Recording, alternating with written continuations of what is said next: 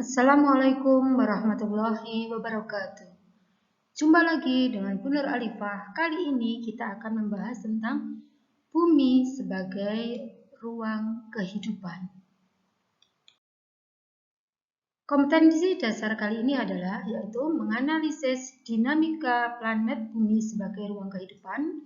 Kemudian aspek keterampilannya adalah menyajikan karakteristik planet bumi sebagai ruang kehidupan dengan menggunakan peta, bagan, gambar, tabel, grafik, foto, ataupun juga bisa menggunakan video. Mari kita sekarang bahas satu persatu. Yang pertama adalah mengenai teori pembentukan muka bumi. Yang pertama ada teori kontraksi, tokohnya adalah Descartes. Beliau mengatakan bahwa bumi terus mengalami penyusutan dari masa ke masa karena adanya proses pendinginan, sehingga mengakibatkan dari penyusutan ini adalah permukaan bumi mengalami mengkerut dan terbentuklah relief berupa gunung, lembah, daratan, laut, dan sebagainya. Jadi kalau kita lihat seperti ini, buah jeruk itu ya, kalau kita biarkan dalam waktu yang lama-lama akan mengalami pengkerutan, mengkerut, ya seperti itu. Ini gambarnya, gambar proses terbentuknya bumi. Teori yang kedua adalah teori apungan benua. Tokohnya adalah Alfred Wegener. Dalam bukunya The Origin of the Continental and Ocean, awalnya terdapat sebuah benua besar yang disebut dengan Pangea dan sebuah samudra bernama Pantalasa.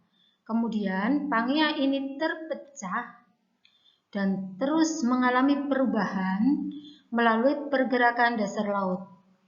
Gerakan sentrifugal dari rotasi bumi menyebabkan pecahan-pecahan Pangea tersebut bergerak ke arah barat menuju ke ekuator. Jadi ini awalnya ada sebuah benua besar, namanya Pangea. Ini gambarnya dari Pangea, kemudian mengalami perpecahan. Ini bentuk akhir pada masa sekarang.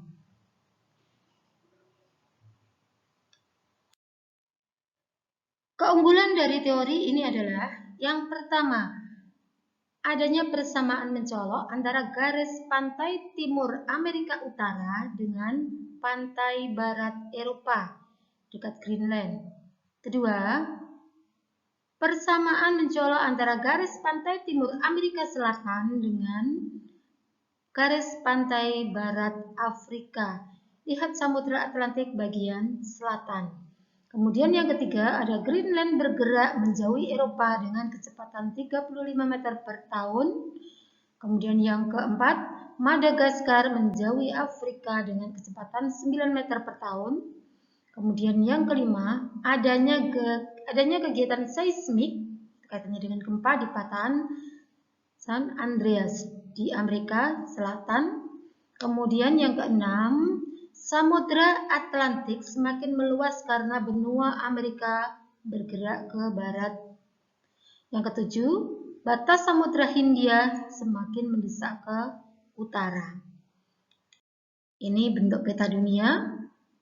Jadi kalau kita gabungkan, yang tadi Amerika Utara dengan Eropa, Amerika Selatan dengan Afrika.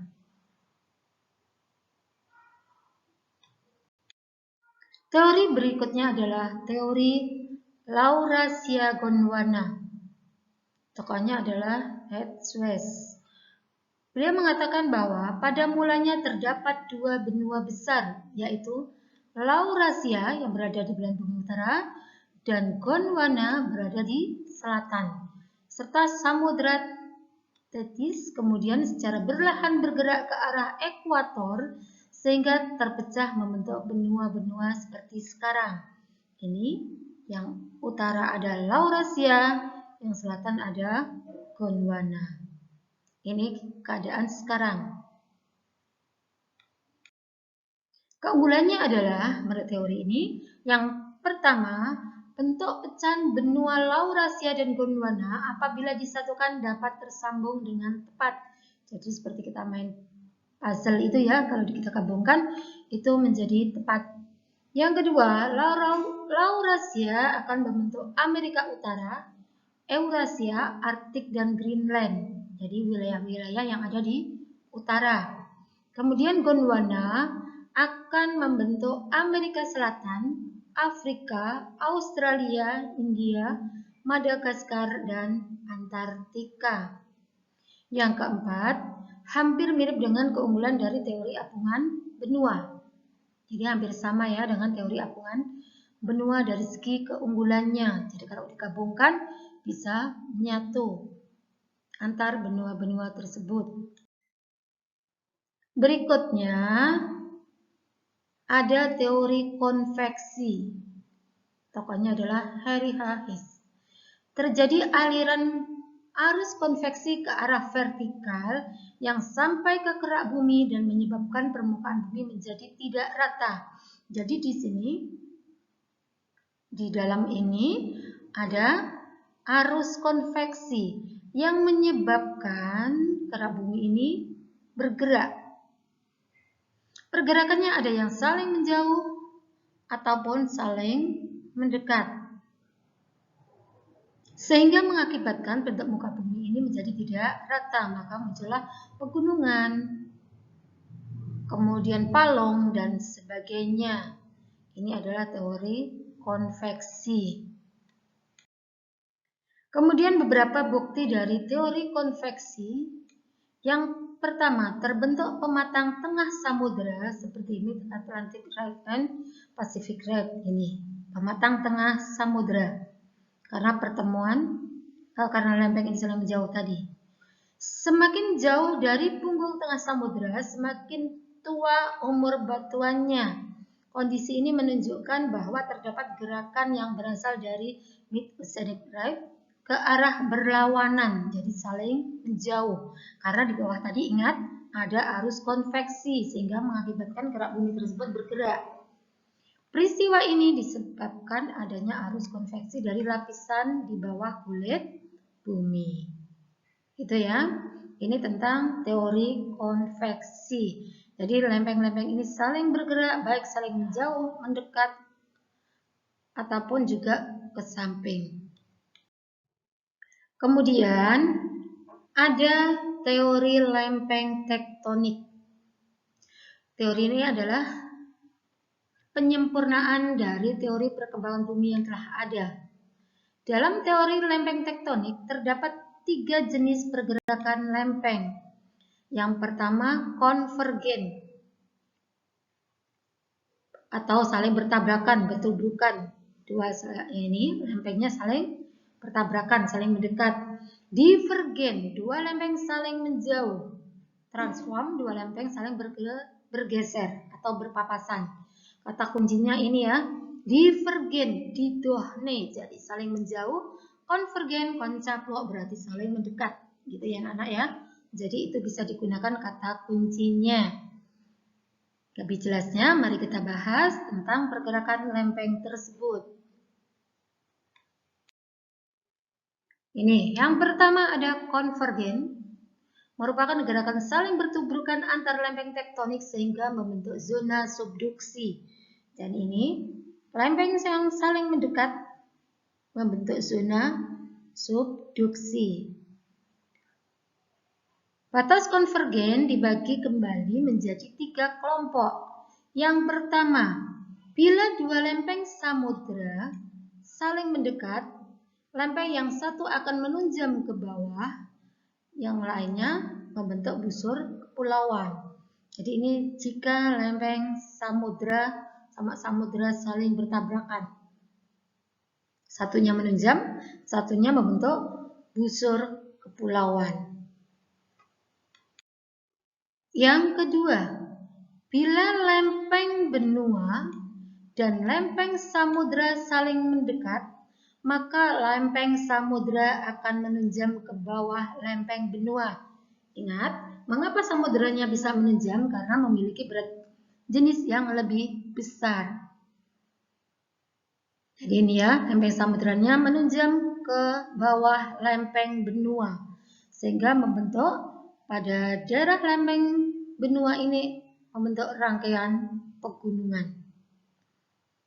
Kalau lempeng ini saling bertabrakan, yang ini akan membentuk sebuah palung laut, gitu ya. Kalian tahu palung yang terdalam adalah palung Mariana.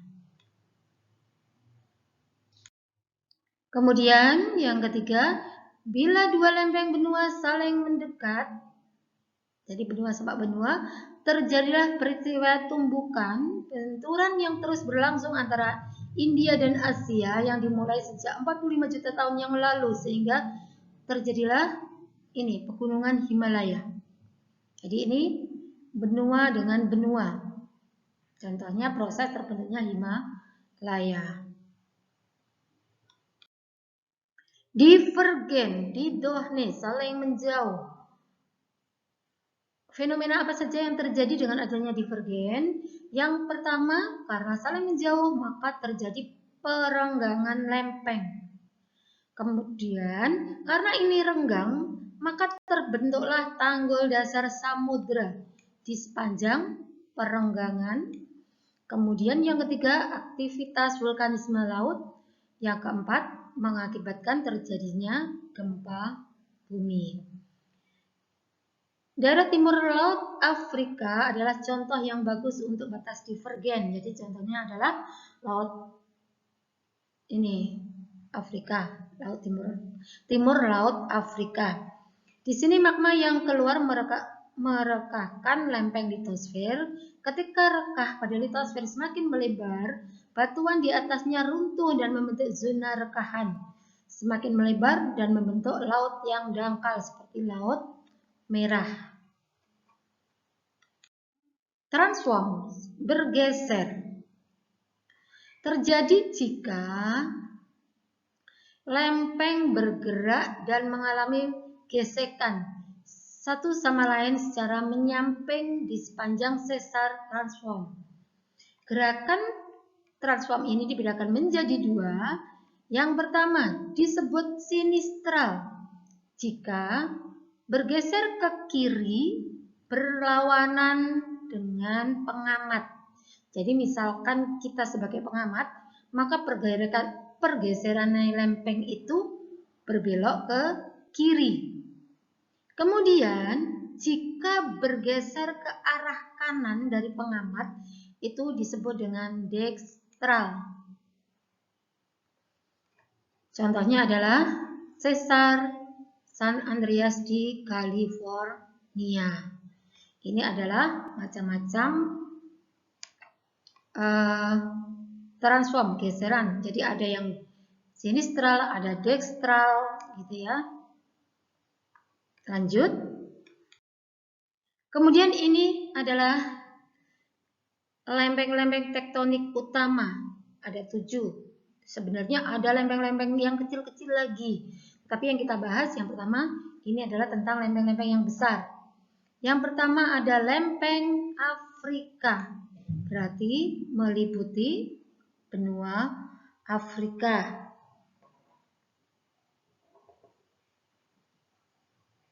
Ya, Afrika. Yang kedua, ada benua Antartika. Meliputi Antartika. Kemudian Australia, meliputi Australia dengan ini. Meliputi Australia tergabung dengan lempeng India antara 50 sampai 55 juta tahun yang lalu. Kemudian ada Eurasia, yaitu Asia dan Eropa. Ada Amerika Utara,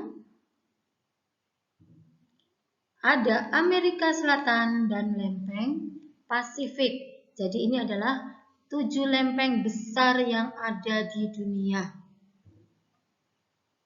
Jadi ini ada Australia. Berarti untuk Indonesia itu masuk dalam lempeng Eurasia. Ini adalah wilayah Indonesia. Kemudian, kalau kita sudah mempelajari beberapa teori pembentukan bumi, sekarang kita ke manfaatnya atau beberapa faktor yang membuktikan bahwa bumi itu layak sebagai ruang kehidupan.